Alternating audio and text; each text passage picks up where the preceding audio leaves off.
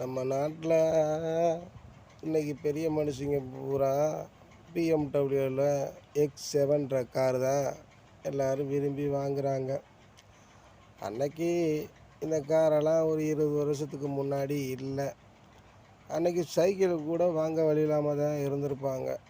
ஆனால் இன்னைக்கு வளர்ச்சியானவனே கார் வாங்கணும், பங்களா வாங்கணும், பொண்டாட்டியை சொகுசாக வைக்கணும், இப்படித்தான் நினைக்கிறாங்களே தவிர நாட்டு மக்களை பற்றி சிந்திக்கிறதுக்கு யாருக்குமே யோசனை வரல.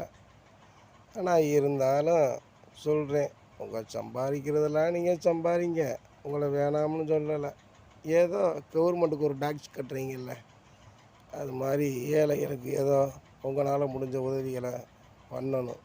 அப்போ தான் நீங்கள் X7 காரில் X8 காரில் போனால் கூட மக்கள் சந்தோஷப்படுவாங்க. பார்த்து நடந்துக்குங்க.